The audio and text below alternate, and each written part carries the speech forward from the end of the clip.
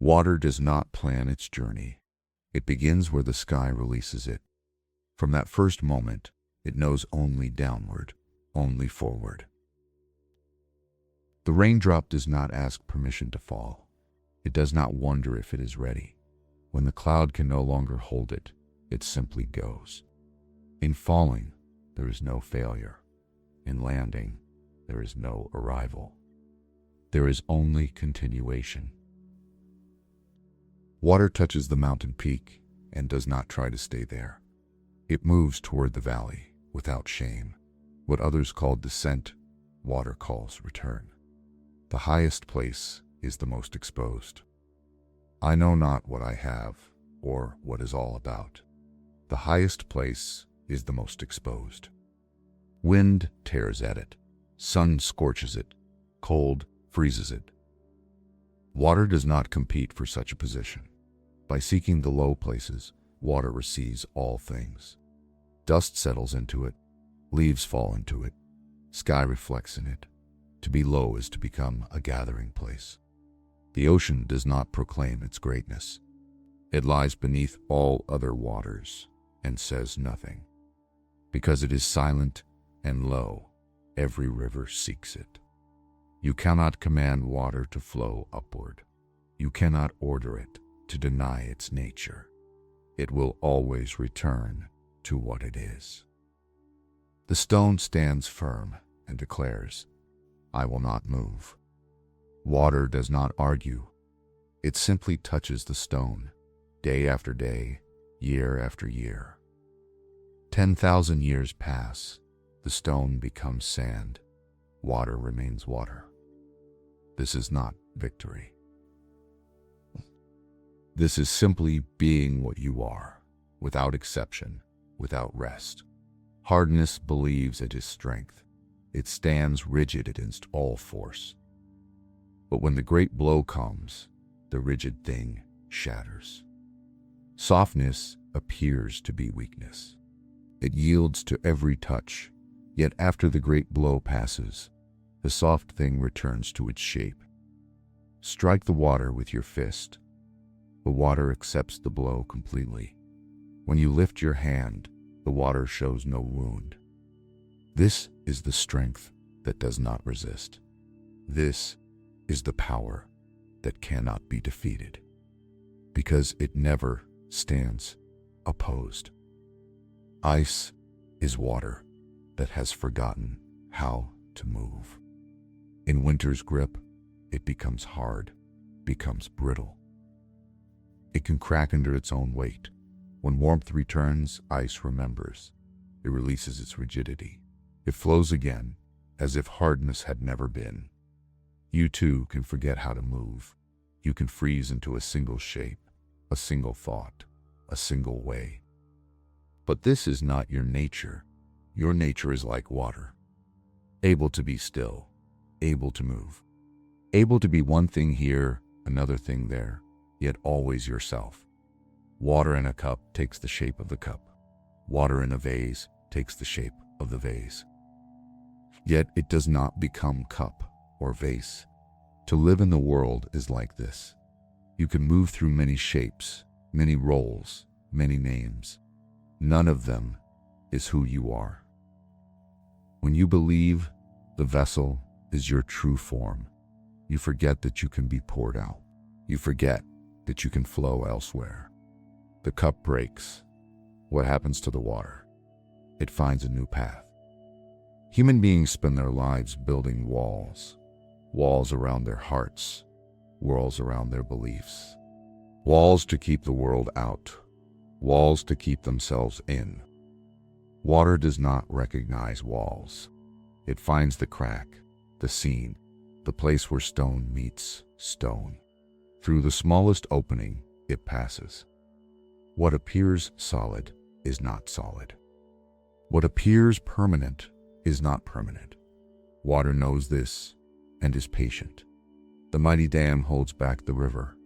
Engineers congratulate themselves, but water is already seeping through, molecule by molecule. It does not rage against the dam. It does not throw itself against the concrete in fury. It simply searches, quietly, for the way through.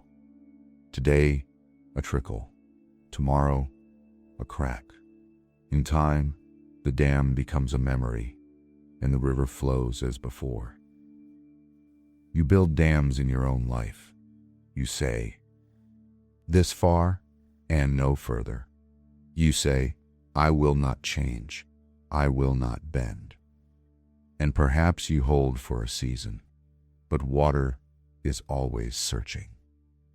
The river of life is always finding the seams in your certainty. You can spend your strength maintaining the wall, or you can open the gate and let the water flow. One way leads to exhaustion, the other to rest. There is a river in winter, frozen at the surface. 4. First way. 7. First way. People walk across it, believing it has become solid ground. Beneath the ice, water still flows. What appears stopped is not stopped. What seems dead is not dead. There is movement below the stillness. In your own winter, when nothing seems to change, when your life appears frozen in place, remember the river beneath the ice. The current has not ceased. It has only gone deeper. Spring will come, and what was hidden will emerge. Do not mistake surface for depth. Do not mistake appearance for truth. The eye sees ice. The heart knows water. A single drop of water, examined closely, is an entire world. Light bends through it. Sky and earth meet in it. From the mountain spring to the endless ocean, water is water. The drop and the sea are not different in essence. You look at your life and say, "I am small." You look at others and say, "They are great." But the drop contains the same substance as the ocean. Size is a measure of space, not of being. The rain that falls on a leaf nourishes the same earth as the rain that falls on the field. Do not despise your smallness. Do not imagine that you must become vast to matter.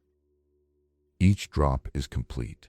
The waterfall crashes down with thunder, white foam, wild spray, the roar of power. People come from far away to witness it.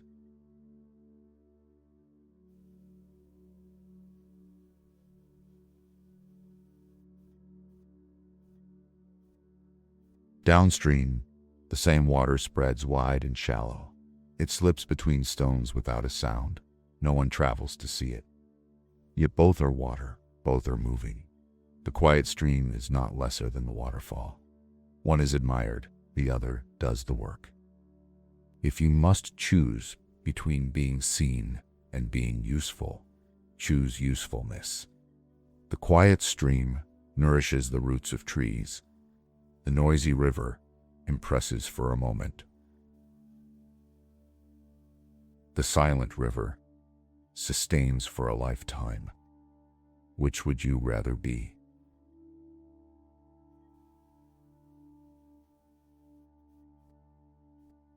Water seeks balance without seeking it. Pull water into a container and it levels itself. No part tries to be higher than another. This is harmony without negotiation. This is equality without enforcement. It simply is. When one part of the water is pushed down, another part rises. Not in rebellion, but in balance. The surface always finds its level. In human affairs, there is grasping and pushing. Some try to rise by forcing others down. Some try to take more than their share. Water does not behave this way. It takes only the space it is given, and within that space, it finds perfect equilibrium. if you would live in harmony with others. Be like water in the vessel. Take your place without taking another's place. The mountain stream rushes over rocks, clear and cold. You can see every pebble on its bed. This is the clarity of shallowness. The deep lake is dark and still. You cannot see its bottom. This is the clarity of depth. Both are clear, but in different ways. Shallow clarity shows you what is there. Deep clarity reflects what is above. When your mind is shallow, you see every thought, every worry, and they tumble over each other like pebbles in a stream. This is not peace. When your mind is deep, the surface becomes still. Thoughts settle into darkness. The sky appears on the water, and you cannot tell where water ends and heaven begins. Depth is not achieved by adding. Depth is revealed by ceasing to stir. Let the mud settle. Let the churning stop. In stillness, the water clears itself. In stillness, the mind returns to its nature. No one needs to purify it. The best way for the master is the end of the day, and of the life by Pat. The morning dew gathers on the grass. Each blade holds a perfect sphere of water. When the sun rises, the dew evaporates. Where does it go? It rises into air, becomes invisible, joins the clouds. Later, it falls again as rain. Nothing is lost. Form changes, but essence remains.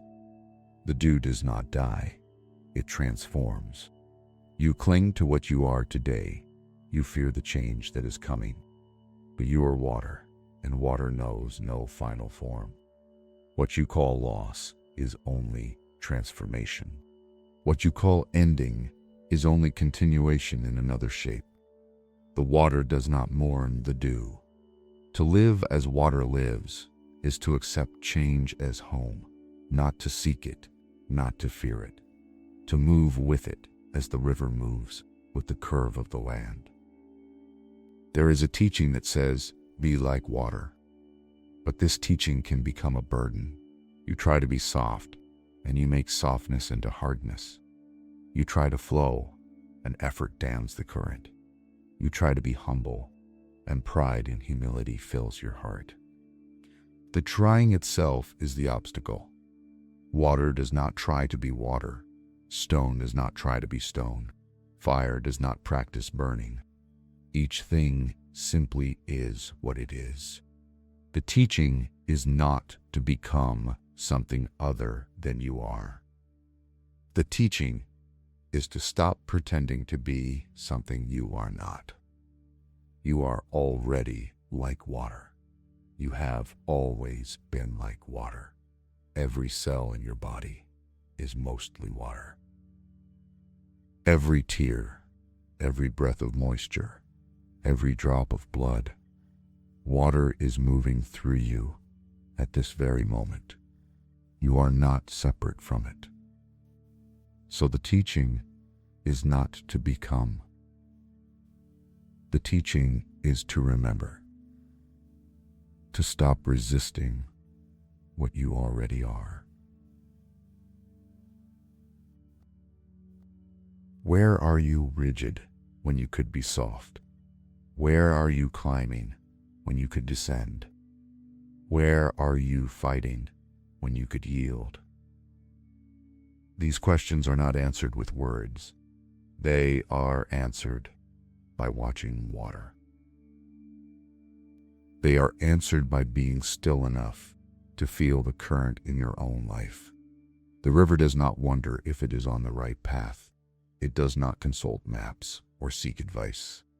It follows the pull of gravity, and that is enough. You have a gravity too. It pulls you toward what is true for you. But you argue with it, resist it, demand a different direction. And so you are tired. You are pushing water uphill. You are carrying the river on your back. What if you put it down? Goodbye, goodbye, goodbye, goodbye, goodbye. What if you stopped insisting on your own plan? What if you followed the pull of your own nature? This is not laziness. This is not giving up. This is the difference between swimming against the current and letting the current carry you. Both cover distance. One exhausts you, the other renews you. One is struggle, the other is way. The ancient masters observed water and learned governance. Not how to control the people, but how to move with them. Not how to force the river, but how to walk beside it. They saw that water nourishes without demanding gratitude. It flows to the fields, and the fields grow green. It does not stop at the border and ask for payment. They saw that water benefits all things without contention. The fish drinks it, the deer drinks it, the tree drinks it. Water does not choose favorites. They saw that water accomplishes without boasting. It carves the canyon, but does not sign its name. It shapes the shore, but does not claim ownership. To lead like water is to serve. To govern like water is to nourish. To live like water is to benefit without grasping. This is the way that is not a way. This is the teaching that is not a teaching. This is the doing that is not doing. The rain falls, the river flows, the ocean receives. No one commands this. No one plans this. I found in self. One knows the rain self. It is not the rain self. It has been happening since before there were words for water, and it will continue long after the words are forgotten. The water does not need you to understand it. It will keep being water. But you can choose to remember. Cry. You can choose to soften, not all at once, not with great effort or dramatic change, just a little yielding here, a little flowing there, like the first trickle through the dam, like the first thaw in spring, like the first drop that accepts the fall. This is enough. One small opening, and water finds its way. One moment of softness, and the rigid heart begins to melt. You do not need to become an ocean. You do not need to be a mighty river. Be the drop that knows it is water. Be the stream that follows the path of least resistance. Be the stillness that reflects the sky. Be the patience that wears away stone. And when the time comes, when the vessel breaks, when the form dissolves, you will return to the source without fear. Because you have always been water. You have only forgotten for a little while. Now you remember, and in remembering, you are already home. The river begins as a whisper in the mountain, a seep of water from stone, a gathering of mist. It does not announce itself as a river.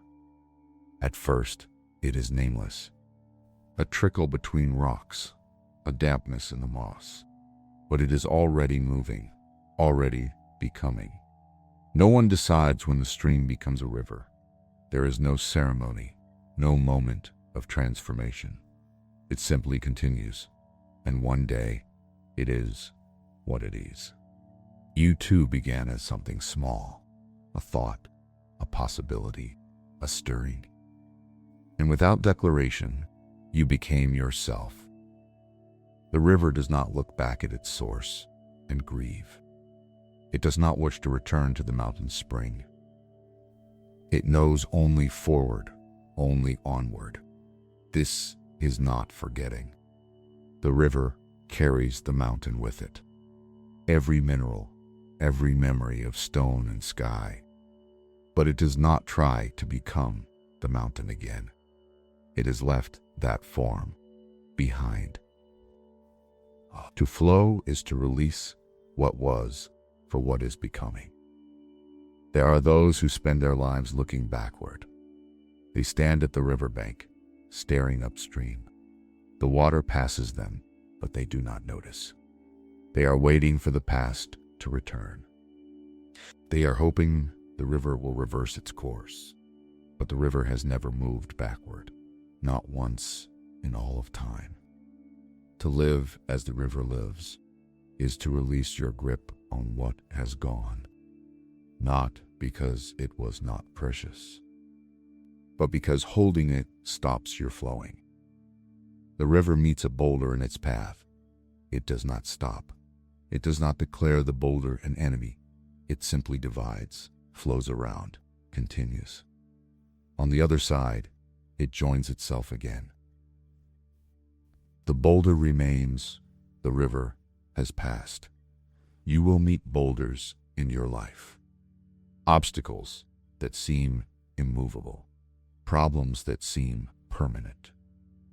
You can spend your strength trying to move them. Or you can be like the river. Find the way around, find the way through. Keep moving, keep flowing. The boulder believes it has won. It stands firm, unmoved by the water. But 10,000 years pass. The boulder becomes smaller. The river is unchanged. Persistence is not the same as force. The river does not hurry. It moves at the speed the land allows. In the steep places, it quickens. In the flat places, it slows.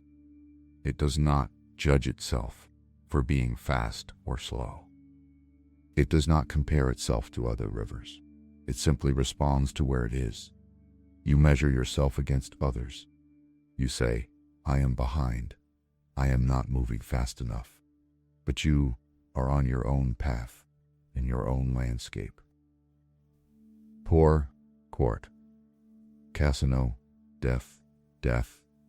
Own me, death, love. I am not being behind.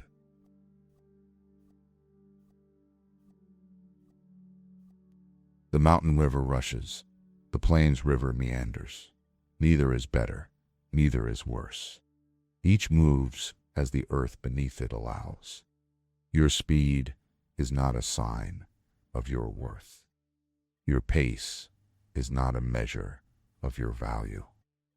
You are flowing at exactly the speed of your own life. There are seasons when the river swells, spring melt, heavy rain, abundance of water. The banks widen, the current strengthens. There are seasons when the river shrinks. This is a season when the river shrinks. Drought, summer heat, scarcity of water. Stones appear that were hidden. The flow becomes a trickle. Both are the river. Both are necessary. Neither is a failure. In your full times, you feel powerful and alive. In your lean times, you feel diminished and afraid. But the river does not apologize for its seasons. When the water is low, it does not pretend to be high. It simply flows with what it has. And it knows the rain will come again. Trust the seasons of your own life. When you are full, flow generously. When you are low, flow with what remains. The river carries everything that falls into it. Leaves, branches, stones, silt. It does not refuse the burden. Some things it carries for a while, then releases at the bend. Some things it carries all the way to the sea. It does not decide, it simply carries.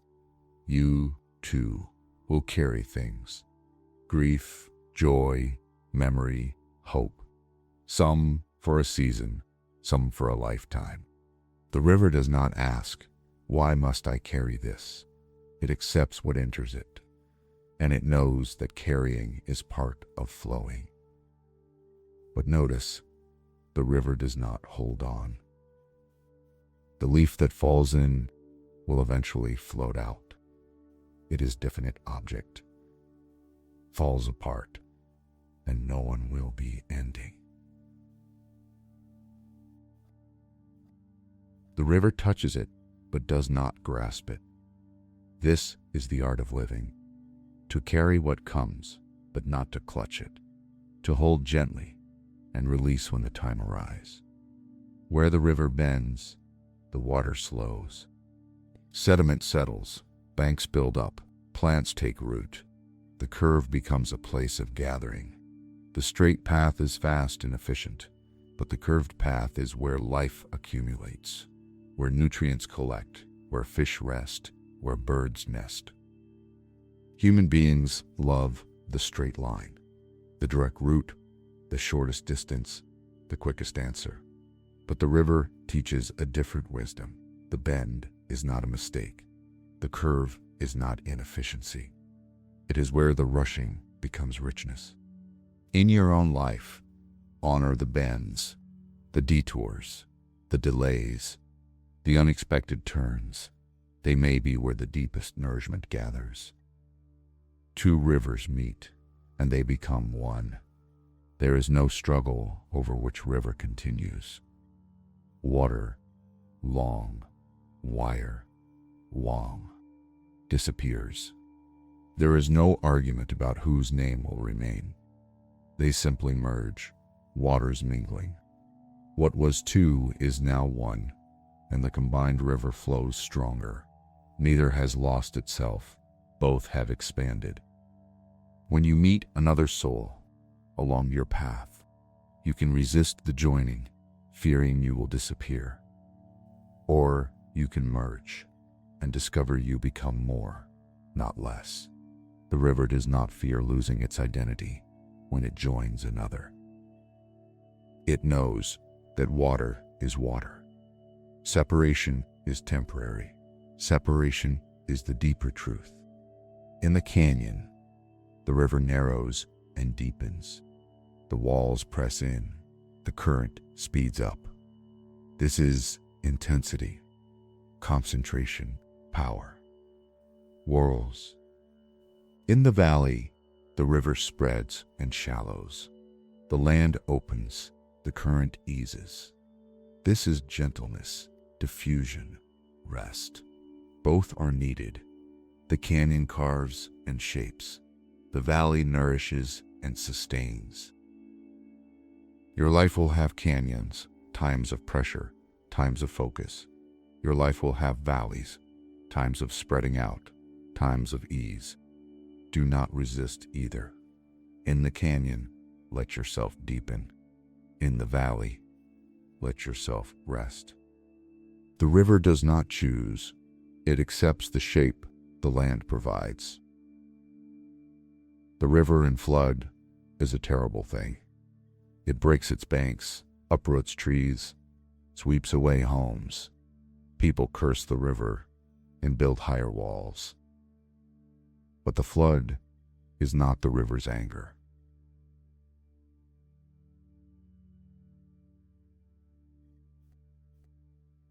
It is the river responding to too much rain, too much snowmelt, too much at once. When you overflow your banks, when you cannot contain what has been given to you. This is not wickedness. This is overwhelm. The solution is not always higher walls. Sometimes it is wider banks. Sometimes it is places for the water to spread and slow. Give yourself space when you're flooded. Do not dam it all up inside. Let the excess find its way out gently, if you can. The river carries stories but does not tell them. Every stone it has touched, every bank it has shaped. It remembers nothing and forgets nothing. It is always now for the river. This bend was rock, this movement of water over sand. There is no other moment. You carry your past like stones in your pockets, heavy with memory, weighted with regret or longing. The river shows you a different way. What if you touched each moment and released it? What if you flowed through your life without storing it? The river does not build a museum of its journey. This does not mean the past does not matter. It means the past does not have to be carried. It shaped you, and now it is gone, and you are still flowing. At night, the river continues in darkness. It does not wait for dawn to resume its journey. It does not need to see where it is going. The path is clear, even without light. Gravity pulls. The banks guide. The flowing continues. Sight is not required for movement. When you cannot see the way forward, when the future is dark and uncertain, you can still move. You do not need to see the ocean to flow toward it.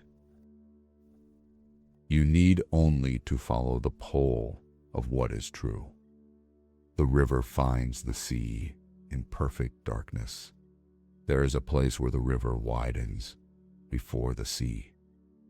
The current slows, the water spreads, salt begins to mingle with fresh. And this is the estuary, the threshold, the between place. Here, the river is no longer purely itself. It tastes the ocean, feels the tide pushing back. It is both river and not river. Endings are like this. You are still yourself, but you are also touching what comes next. You are in the threshold, neither here nor there. The river does not panic in the estuary. It does not turn back, crying, "I want to remain a river." It continues into the change. You will have estuaries in your life, times when you are no longer what you were, but not yet what you will become. These are uncomfortable times. The old identity loosens. The new one has not yet formed. You are brackish water, neither fresh nor salt. But this is not a mistake. This is transition. The river must pass through the estuary to reach the sea. Stay in the threshold. Do not rush it. Do not resist it. Let yourself be neither and both for a while.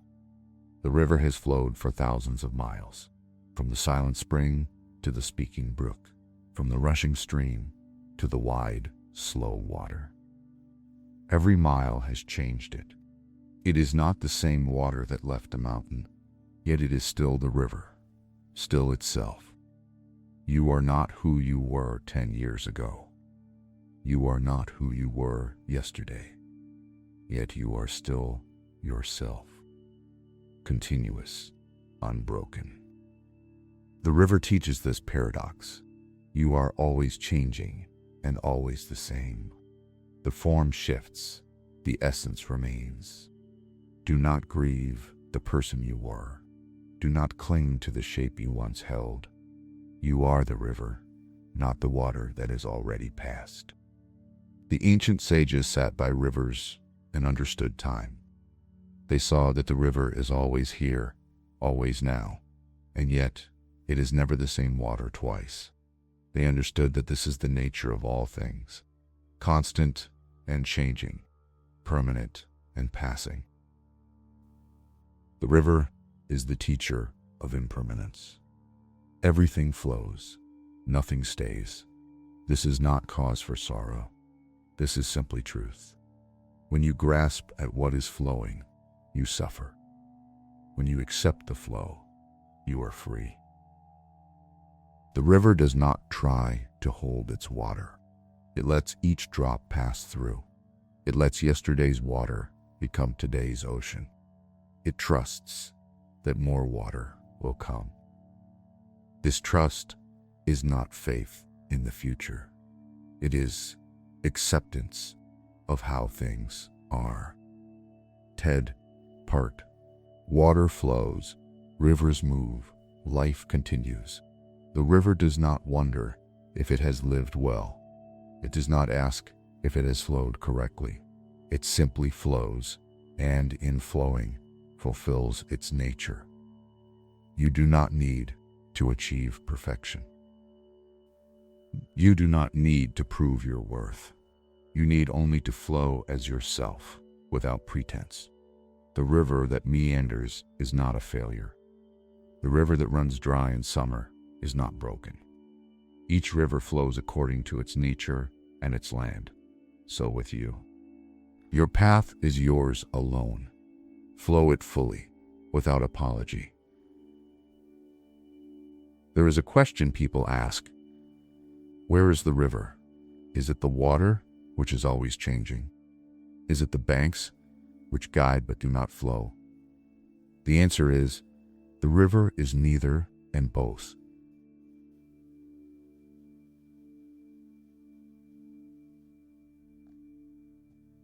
It is the relationship between water and land. It is the pattern, not the substance. You are like this. You are not your body, which changes every day. You are not your thoughts, which come and go like water. You are the pattern, the way of moving through the world, the shape of your flowing. This shape can adapt to new land. This pattern can express through different water, but it remains, somehow, you. The river asks nothing of you. It does not demand that you understand it. It flows whether you watch it or not. But if you sit beside it long enough, if you listen to its movement and observe its way, it will teach you how to live. Not through words, but through being. Not through lessons, but through example. The river is the teaching. Let go of what is past. Accept what is. Trust what is coming. Move around obstacles. Flow with your landscape. Honor your seasons. Carry lightly. Join freely. Release completely. These are not rules to memorize. These are observations of how water moves. And you are mostly water. The river within you knows the way. It has always known. You have only to stop damming it up. Stop insisting on the straight line. Stop fighting the bend. Stop building walls against your own current. The river of your life wants to flow. It wants to move through you and out into the world. It wants to carry you toward the sea.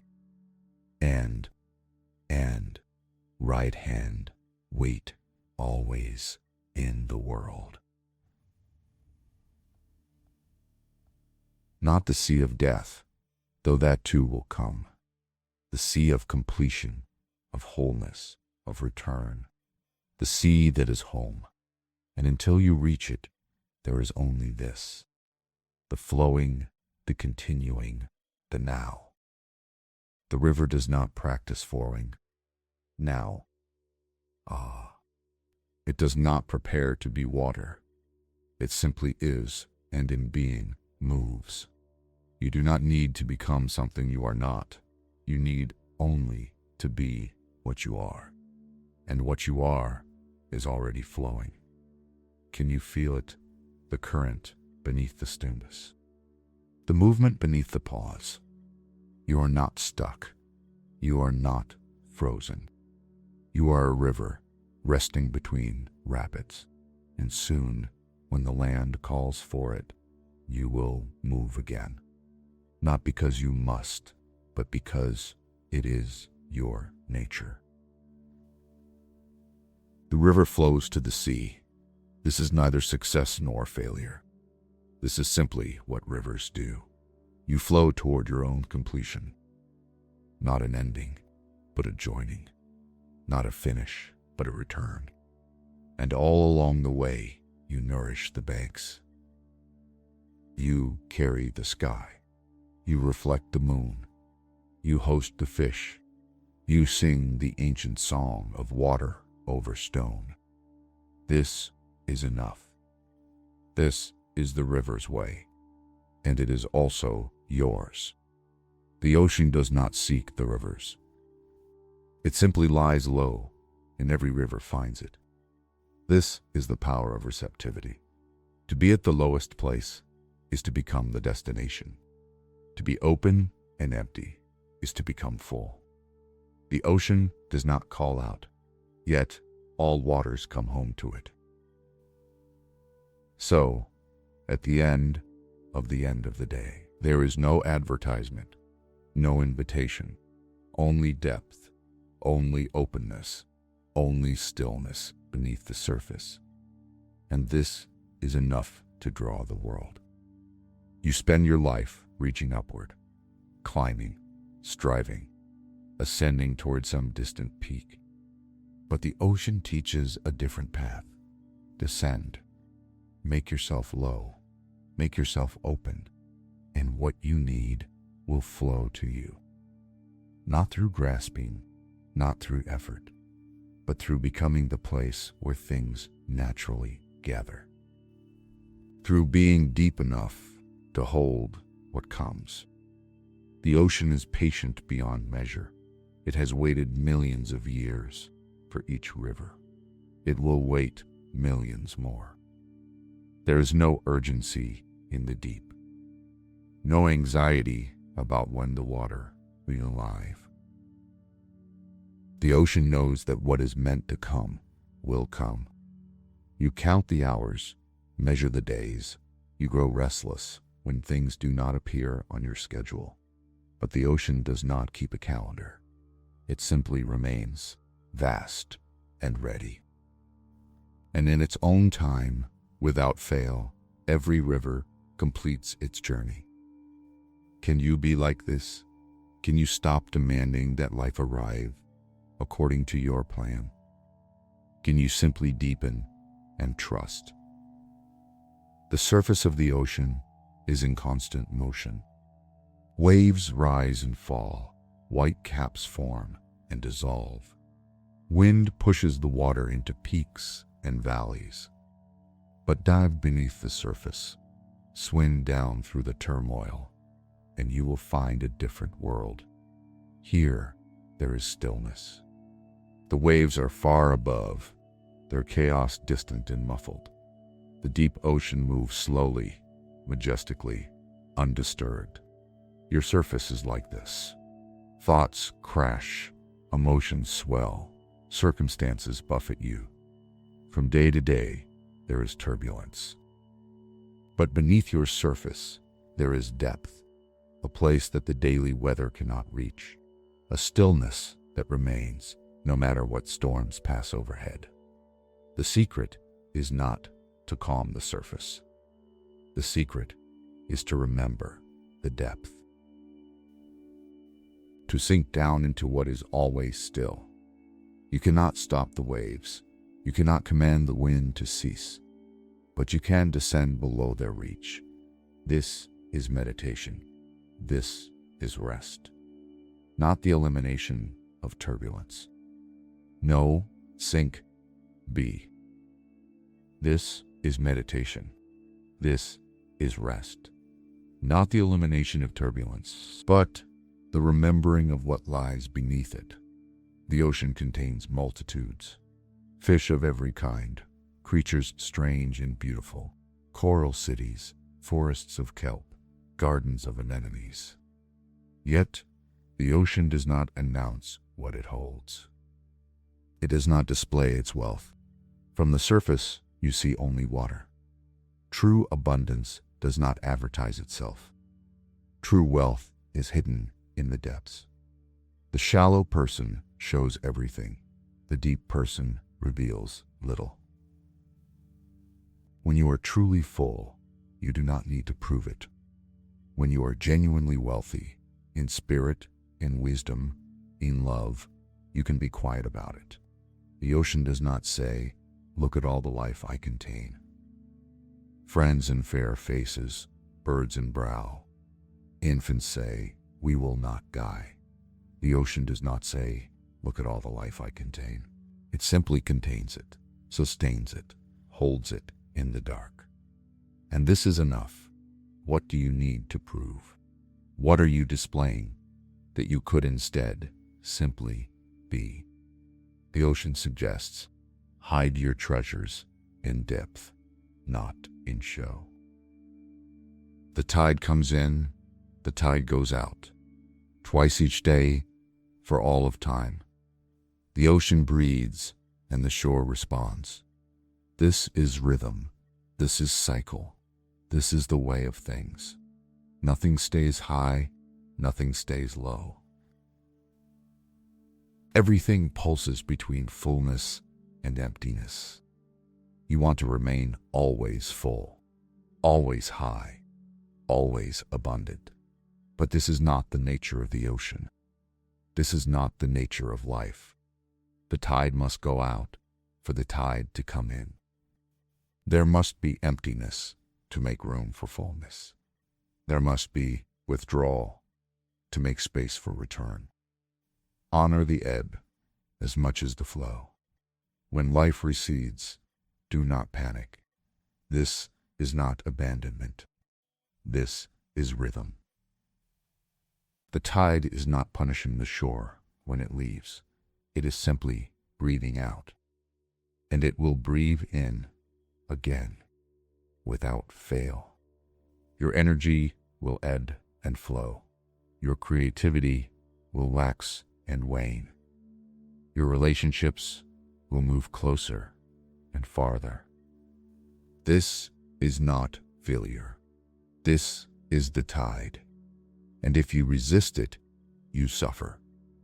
But if you move with it, if you give when the tide is high and rest when the tide is low, you live in harmony with your own nature. The ocean accepts all rivers without judgment. The muddy river from the farmland, the clear river from the mountain, the great river and the tiny stream. Each brings what it brings. Salt or silt, cold or warm, fast or slow. The ocean receives it all and makes it one. Can you be like this with what enters your life? Can you receive the difficult and the pleasant with equal welcome? Can you accept what comes without sorting it into good and bad? The ocean does not say to the muddy river, "You are dirty, go away." It accepts the mud, and in time, the mud settles. The ocean remains the ocean. This is not passivity. This is the strength to contain all things. To be disturbed by nothing because you are deep enough to hold everything.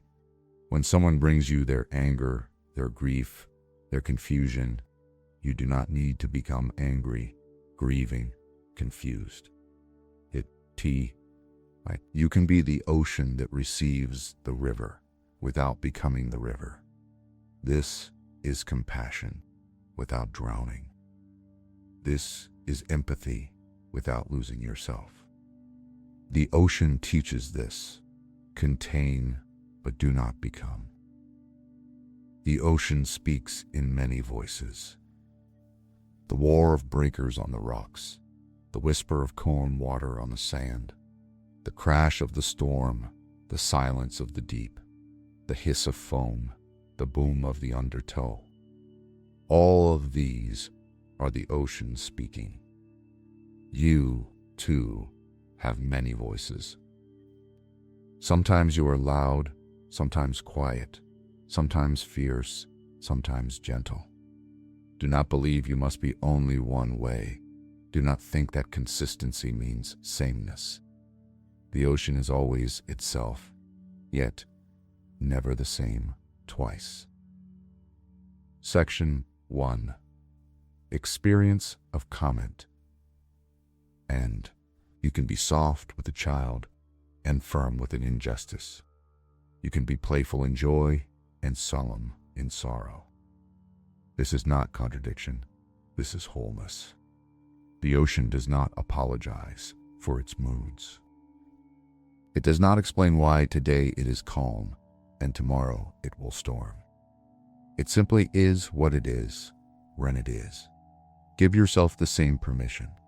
You do not need to be predictable to be trustworthy. You need only to be authentic, moment by moment.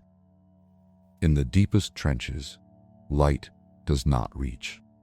There is only darkness, pressure, cold. Yet life exists there, strange and adapted. The ocean holds its mysteries in the places no eye can see. It does not need witnesses to be vast. It does not need understanding to be complete. You have depths that no one will ever see, parts of yourself that will never be fully known by another. This is not loneliness. This is the nature of being. Each person is an ocean. We swim in each other's shallows, touch each other's surfaces, but the deep trenches belong to us alone. And this is right. There must be places in you that are only yours. Thoughts unspoken, feelings unnamed, experiences that resist words. Do not feel you must dredge everything up into the light. The ocean does not bring its depths to the surface. It lets them remain dark and mysterious and whole. Some things are meant to stay in the deep. Not because they are shameful, but because they are sacred. Not because they are wrong, but because they are private. The ocean holds its secrets and is not diminished by them. It is made greater, made deeper, made more vast. So, with you and the mysteries you carry, the moon pulls the ocean. The tide obeys without question. This is not weakness. This is response to the natural order. You too are pulled by invisible forces. The cycles of your body, the seasons of your soul, the unseen gravitational tugs of your own nature. Do not fight them. Do not demand that you be the same in winter as in summer. Do not resist the pull toward rest, toward activity, toward solitude, toward connection. The ocean does not rebel against the moon. It moves when it is called to move. It rests when the pulling eases. This is not being controlled. This is being responsive. This is living in harmony with the forces larger than yourself. You are not separate from the universe. You are part of its rhythm, part of its breathing. When you resist your own tides, you create suffering. When you move with them, even when you do not understand them, you find ease. The ocean has no edges, only meetings. Where it touches land, we call it shore. But the ocean does not end, it simply encounters something else. So with you.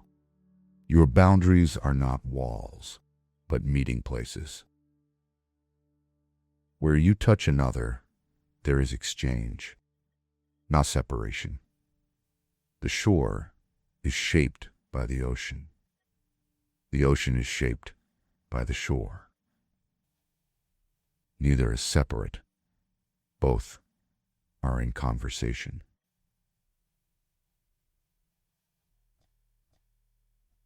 Your relationships are like this. You shape others, they shape you. This is not loss of self. This is the dance of contact.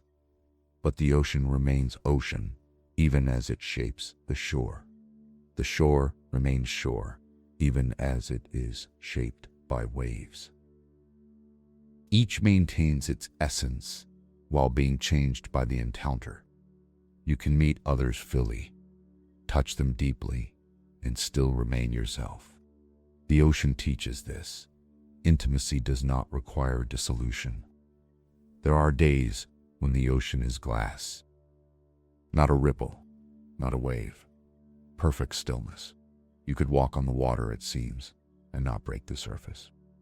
Then there are days of violence, waves like mountains, wind like knives. The ocean becomes a churning, boiling chaos. These are the same ocean, not two different bodies of water. The same vast being, expressing different states. You judge yourself for your storms. You think you should always be the calm day, the smooth water. But the ocean is not always calm, and neither are you. There will be storms in you, days when you are turbulent, when you cannot be still. This is not a failing. This is being alive. The ocean does not apologize for its storms. It does not feel shame for its violence. It simply is what it needs to be in that moment. And after every storm, calm returns, not through effort, but through exhaustion. The ocean spends its fury and grows quiet again. So, with you, your storms will pass, not because you control them, but because storms always pass. The ocean is salt. It cannot be drunk by those who are thirsty for fresh water. It cannot nourish in the way the river nourishes. Yet, it is not less for this. It is simply different. It has its own purpose, its own nature. You cannot be all things to all people. You cannot satisfy every thirst, meet every need. Some will come to you seeking what you do not have. This is not your failure. This is not your incompleteness. This is simply the truth of specificity. You are salt water, not fresh. You are ocean, not river. And those who need the ocean will find you. Those who need the river must go elsewhere. And this is as it should be. Not everyone is meant to drink from the same source. The ocean is home to the whale and the plankton, the massive and the microscopic. Both belong, both are held, both are sustained. Nothing is too large for the ocean. Nothing is too small. It contains all scales, all sizes, all degrees. Your heart is like this. It can hold the greatest joys and the smallest pleasures, the deepest grief and the shallowest worry. Do not dismiss the small things as unworthy. Do not believe that only the great sorrows deserve your attention. The ocean does not make such distinctions. A single plankton matters to the ocean.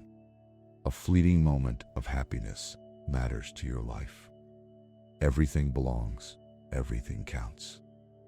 The ocean's power is not in choosing what to hold. The ocean's power is in holding everything, in being vast enough that nothing is excluded. Can you be this spacious? Can you let your heart be so large that nothing is too small and nothing is too great? The ocean evaporates into mist. The mist becomes rain. The rain fills the rivers, and the rivers return to the ocean. This is the cycle, endless and complete. The ocean loses itself into the sky, and the sky returns it, drop by drop. You fear losing yourself. You hold tight to your identity, your boundaries, your form. But the ocean teaches, what is lost will return. When you give yourself away in service, in love, in generosity, you do not disappear. You rise into the sky as mist. You fall as rain on distant mountains. You flow back, changed, but not lost, to the ocean of yourself. The cycle ensures that nothing is truly lost.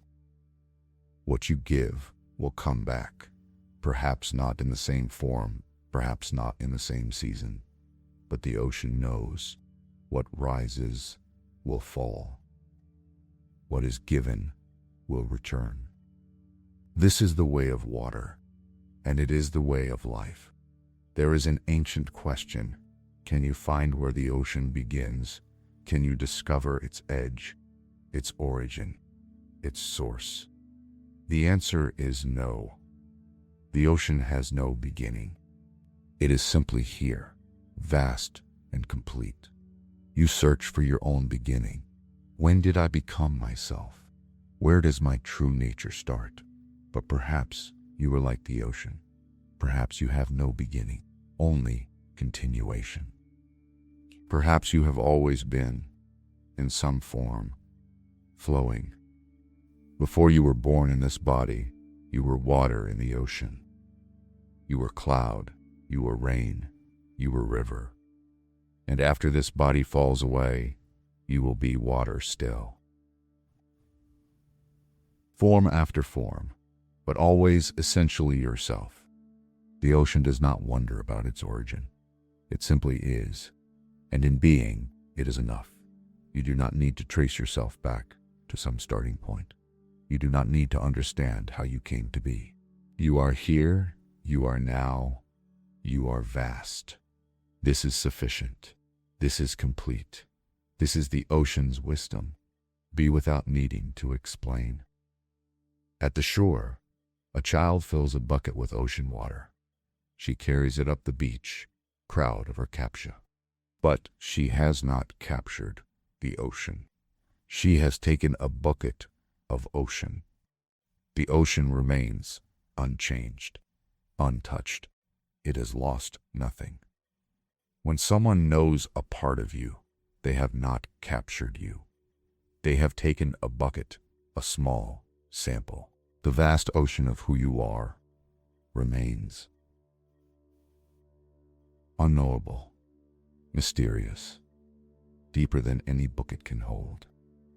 And this is as it should be. Let others know what they can know. Let them see what can be seen. But remember always, you are not the bucket. You are the ocean, vast beyond measure, complete beyond comprehension. The ocean does not strive to be deep. It does not work to be vast. It simply is, and its nature provides these qualities.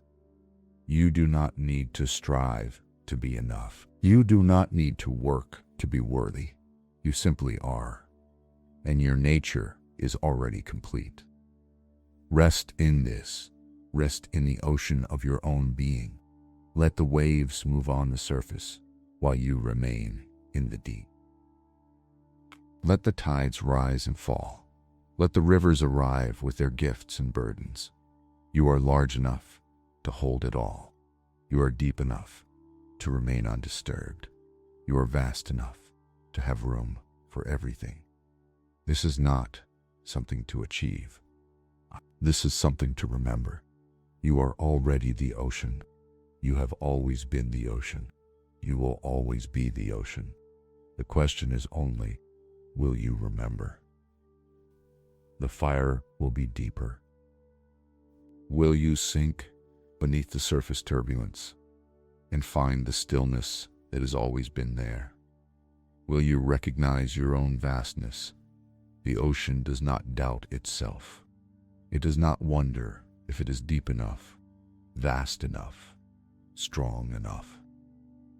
It simply is what it is, completely and without question. This is the invitation, not to become the ocean, but to recognize that you already are. Deep, vast, complete, receiving all rivers, holding all life. Resting in your own immensity, resting in your own immensity. This is the ocean's teaching. This is the ocean's gift. This is what you have always been. The ocean releases its hold. Water rises as vapor, invisible, weightless. What was heavy becomes light.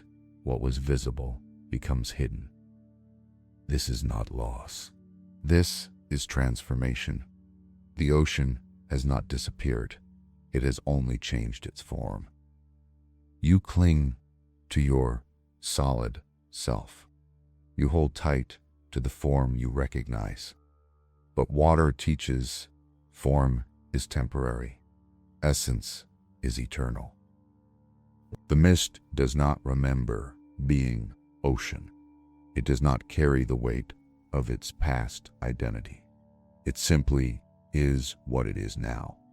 Vapor, cloud, possibility. Can you release your grip on who you were? Can you rise into what you are becoming without dragging yesterday behind you? The water that becomes mist is the same water, but it is no longer bound by the ocean's boundaries. It can drift anywhere, touch everything, go where liquid could not go. This is the gift of dissolution. When you let go of your fixed form, you become free to move in ways you never imagined. The solid self can only go where feet can walk. The dissolved self can drift on wind, can seep through cracks, can arrive anywhere without force, without effort. Mist rises from the lake at dawn. It hovers between water and air, belonging to neither. It is the between place, the threshold, the moment of change.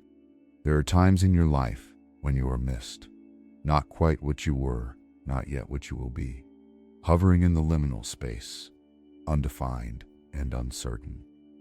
Do not rush through this. Do not demand that you solidify immediately.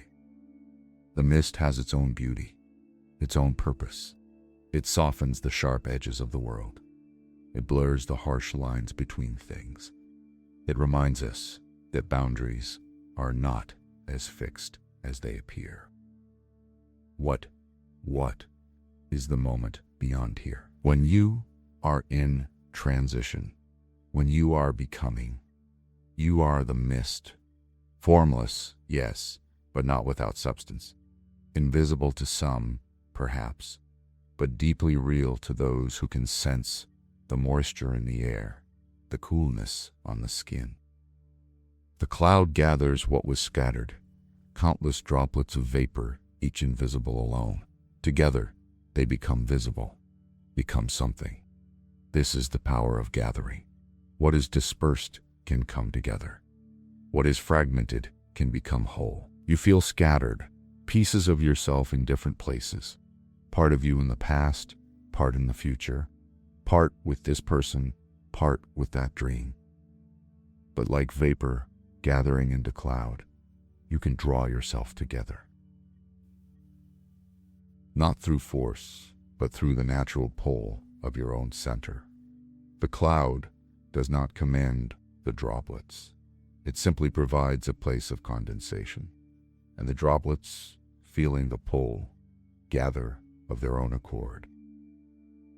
Find your center, the still point within you, and the scattered parts of yourself will begin to drift home. The cloud does not decide when to rain. It does not plan the moment of release. It simply gathers until it is full, and then it must let go. There is a fullness that demands expression, a gathering that must become a giving. You cannot hold forever. At some point, you must release. You collect experiences, emotions, ideas. You hold them in the cloud of your being. But they are not meant to be stored forever. They are meant to fall, to return to earth, to nourish what is below. What have you been holding that is ready to fall? What rain have you been keeping in the clouds, afraid to let it go?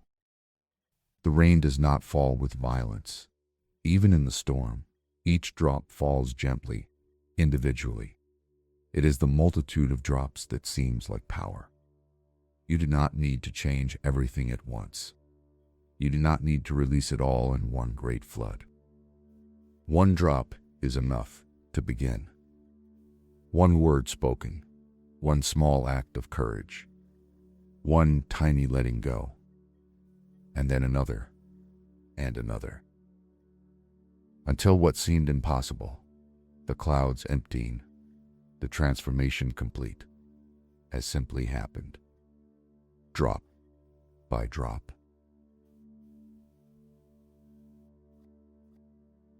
Rain falls on all things equally, on the garden and the garbage, on the just and the unjust, as the old saying goes. It does not choose. It does not discriminate.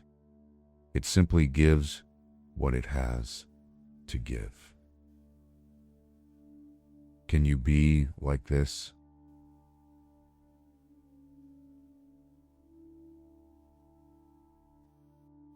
Can you offer what you have without calculating who deserves it and who does not?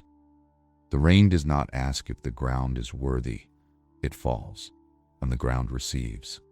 What grows from that meeting is not the rain's concern. Your gift is to give. What others do with what you offer is their journey, not yours. Rain the wisdom you have learned. Rain the love you have gathered. Rain the forgiveness you have cultivated. Let it fall where it falls. Trust that it will nourish what is ready to grow. And do not grieve over the stones that cannot drink. The soft rain soaks in deeply. It penetrates the soil, reaches the roots. The hard rain runs off, floods the surface, erodes. Gentleness penetrates where force cannot. The slow gift is received where the fast gift is wasted. This is true of water, and it is true of wisdom. Water, water. When you try to change someone quickly, when you pour your truth on them in a torrent, most of it runs off. But if you offer small rains, patient rains, gentle words, over time, steady presence, you reach the roots. The rain does not hurry. It falls at the speed of falling. This is the only speed it knows. Your transformation cannot be rushed. Your healing cannot be forced. You change at the speed of changing, which is the speed of rain. Drop by drop, moment by moment. So slow, you hardly notice, until one day you look back and realize the ground is completely soaked. Rain returns what was borrowed. The ocean gave its water to the sky. The sky returns it to the earth. The earth sends it back to the ocean. This is the great circle, the eternal return. Nothing is kept, everything is given back. And in the giving back, nothing is lost. What you have been given, you will give. What you have learned, you will teach. What you have received, you will release. This is not duty, this is nature. You are part of the cycle. You are rain falling, river flowing, ocean receiving, mist rising. To try to keep what comes through you is to try to stop the rain mid-fall. It cannot be done, and the attempt causes suffering.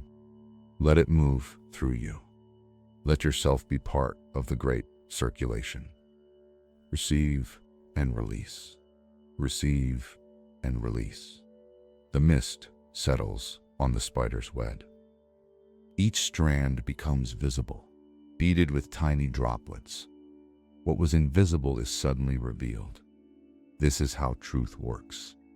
The mist of awareness settles on the web of your life, and suddenly you can see the patterns that were always there. The connections you did not notice, the structure that was holding you, the beauty that was too familiar to be seen. Mist is the revealer, not through harshness or brightness, but through gentle settling, quiet presence. When you bring soft awareness to your life, not the spotlight of judgment, but the mist of attention. Things become visible that were hidden. The brain has been water. Not because they were secret, but because they were always in plain sight, and you needed the mist to outline them. Rain on the roof is an ancient lullaby. The steady rhythm, the soft percussion. It tells the body, you are safe. You can rest. And there is something in us that knows this sound, that recognizes it as the sound of nourishment, the sound of the world being cared for. When you hear the rain, you hear time passing. You hear the cycle continuing. You hear the promise that what is dry will be made wet again. Let the rain be your teacher of trust. It falls in its season, without fail. Even in the drought, rain is gathering in the clouds. Your own seasons of dryness will end. Unlike the sky, the crowd of rain. To the land, the rain will come again, not because you deserve it, but because it is the nature of the cycle. The mist obscures the distance. You cannot see the mountain, the horizon, the far shore. Only what is immediately near is visible. This is frightening to those who want to see the whole path, who need to know where they are going before they take a step. But the mist teaches you only need to see the next step. The whole path is too much to see at once, and to profit. The entire journey is too vast to comprehend, but the next step, that is always visible, even in the thickest mist. When your future is obscured, when you cannot see what is coming, this is not punishment. This is invitation. To be here, now, fully. To take the step that is in front of you, to stop trying to see around the corner. The mist will lift in its own time, and when it does, you will see that you had been walking all along, that you did not need to see the end to make progress. The rain falls, and the earth drinks. Seeds that have been waiting in darkness feel the moisture and begin to stir. Rain is the awakener. It calls forth what has been dormant. It says to the seed, now is the time. You have seeds in you that have been waiting. Dreams postponed, gifts not yet given. They are not dead, they are dormant, waiting for the rain, waiting for the right conditions, waiting for the moisture that will soften their shells. Perhaps that rain is falling now. Perhaps this moment, this teaching, this quieting, is the rain your seeds have been waiting for. What in you is ready to germinate? What has been sleeping that is ready to wake? The rain does not command the seed to grow. It simply provides what the seed needs, and the seed, feeling the conditions are right, begins its journey toward the light. There is rain that you can see falling from the sky. End of chapter 5. And there is rain that you cannot see falling inside. The rain of understanding, the rain of letting go. The inner rain is more important than the outer. It is the rain that nourishes the soul, the rain that softens the hardened heart. You cannot make this rain fall. You can only create the conditions: stillness, openness, receptivity. And then, in its own time, the clouds within you will release, and you will feel the inner rain beginning to fall. Tears are this rain, not only tears of sadness, but tears of recognition, tears of release, tears of relief, tears of homecoming. Let them fall. Do not hold back the inner rain. It is nourishing something in you that has been dry too long. The heavy rain drums loudly. The light rain whispers. The drizzle is almost silent, yet it soaks everything. Do not judge the quality of rain by its volume. The quietest rain can be the most nourishing. The smallest drops can penetrate the deepest. Your small efforts matter. Your quiet prayers are heard. Your gentle intentions are seeds of transformation. You do not need to be a thunderstorm to make a difference. You do not need to be dramatic to be effective. The drizzle is as sacred as the downpour. Rain in the city runs into drains and is rushed away. Rain in the forest soaks into the ground and stays. The same rain, different destinies. What you do with what comes to you determines whether it nourishes or is wasted. The rain is not responsible for what the ground does with it, but you are the ground as well as the rain. You receive and you give. You are both the water falling and the earth drinking. And when wisdom falls into your life, when insight arrives like rain, do you let it rush away or do you let it soak in? Do you pause and absorb or do you hurry on to the next thing? The forest teaches, slow down, open up, let it penetrate. Mist on the window blurs the world outside. You cannot see clearly, only shapes and light. This is not a problem. This is a different way of seeing. Sometimes you do not need to see details. Sometimes you need to see essences. End of conservatives. Sometimes you need to see essences. But the mist provides this, a softening of specifics, a revealing of forms. When your vision is blurred by tears, by uncertainty, by transition, you are seeing to the mist. And the mist has its own wisdom. It shows you what persists when details fade. It shows you what matters when you cannot see clearly. The shapes that remain are the essential ones. Let your vision be blurred sometimes. Let the mist obscure the sharp edges. And see what remains when you cannot see sharply. That is what is real. That is what endures. That is what you can trust. The rain eventually stops. The clouds empty themselves completely. And then there is only sky, clear and open. This is completion, not ending, but emptying. The cloud has given everything it had to give. You too will have moments of complete giving. When you have poured out everything, all your effort, all your care, all your love, and you will feel empty.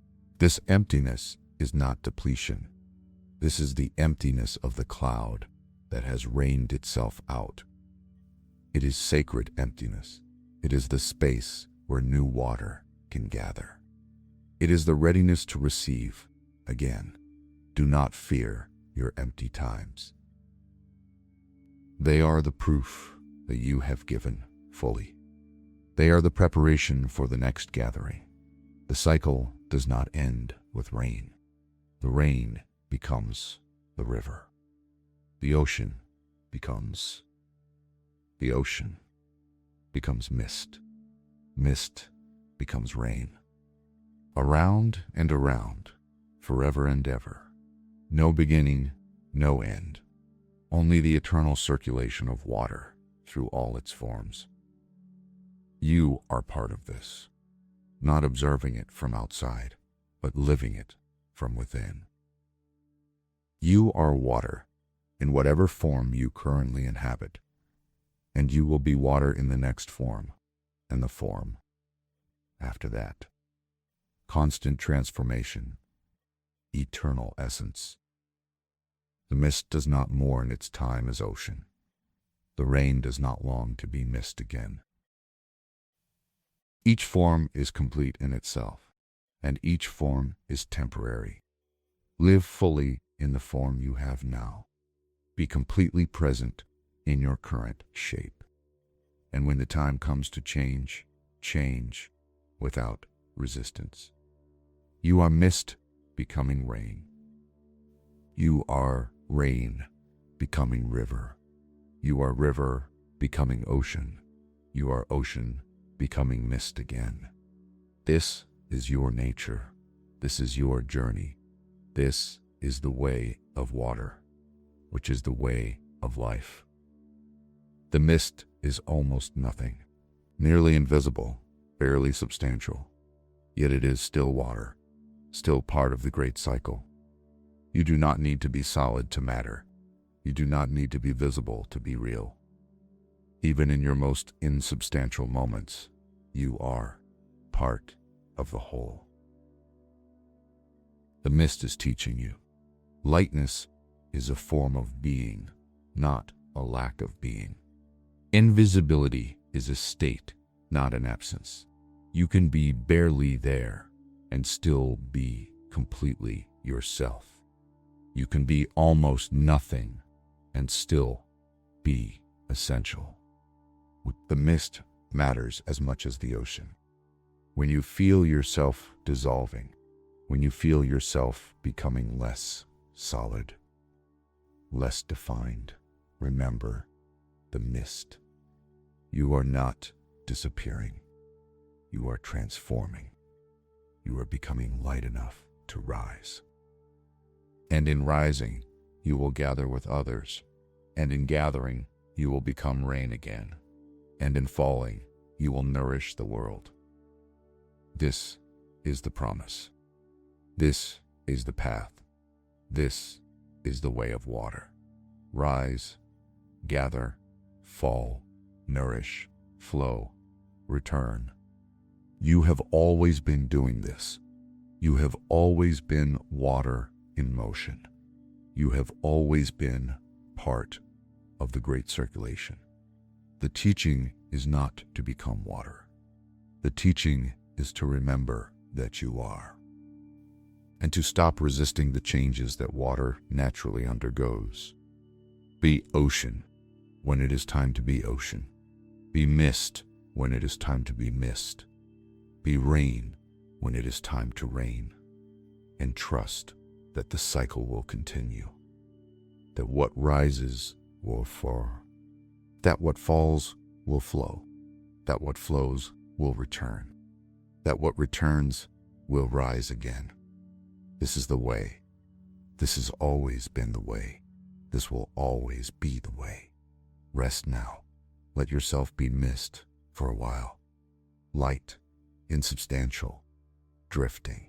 There is no need to be solid right now. There is no need to be defined. You can hover in the between place. You can be almost invisible, almost nothing, and still be exactly where you need to be. The mist is gathering. Soon it will rain. But not yet. For now, just drift. Just float. Just be the moisture in the air. Barely there, but present. This is enough. This is the mist's gift to you. You can be nearly nothing and still be perfectly complete. Rest in that. Dissolve into that. Let yourself become as light as vapor, as free as mist, as willing as rain, and know that you are water. In whatever form you take, always water, always flowing, always returning home.